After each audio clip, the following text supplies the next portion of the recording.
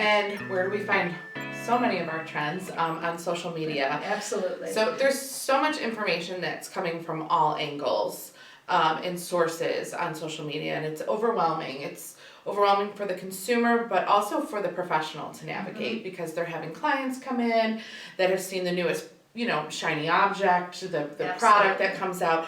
So do you have any advice on how to move through kind of the noise of all of that? So I do, and we need social media, right? As a business owner, a skincare company, social media is a good thing, but it creates the confusion. Yes. It does. And so I think it goes full circle, going back to that philosophy. I think it's imperative that the esthetician, the skin specialist know, first of all, find their philosophy and know it, stick to it. Otherwise, we will never feel like we know enough. We will never feel like we can give enough because there's always something new.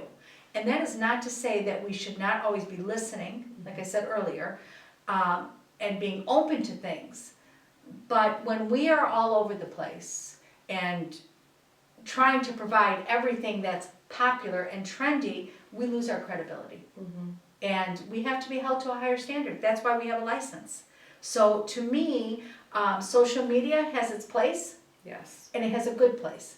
But I do think that it gets confusing. The other thing is, the problem I see is that we have two voices when it comes to aesthetics. We have the voice of the licensed professional who went to school, who studied, who learned, and then we have the voice of influencers. Right.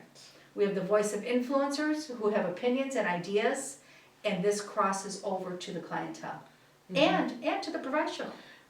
So this is this confusion, whether it be a lot of products, whether it be philosophies. So I think we have to tread lightly. Yeah. And I think that we have to stick, once again, Victoria, right back to the science of skin. We stick to that, you can make a good decision.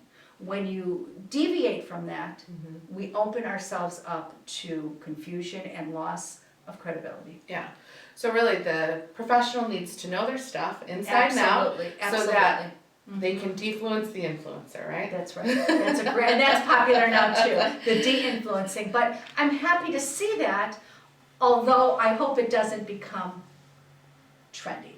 Right. Right? Yes. Because we do need to de-influence. It should be us, the experts, the licensed professionals that are speaking the truth. Yes. That's one of our values for January. We speak the truth. And I think that we need to do more of that in a gentle, kind way, and simple. Yeah. And then it makes sense because really it is all common sense. We know most of this. We just confuse it with a lot of noise. Yeah. Noise. Yeah.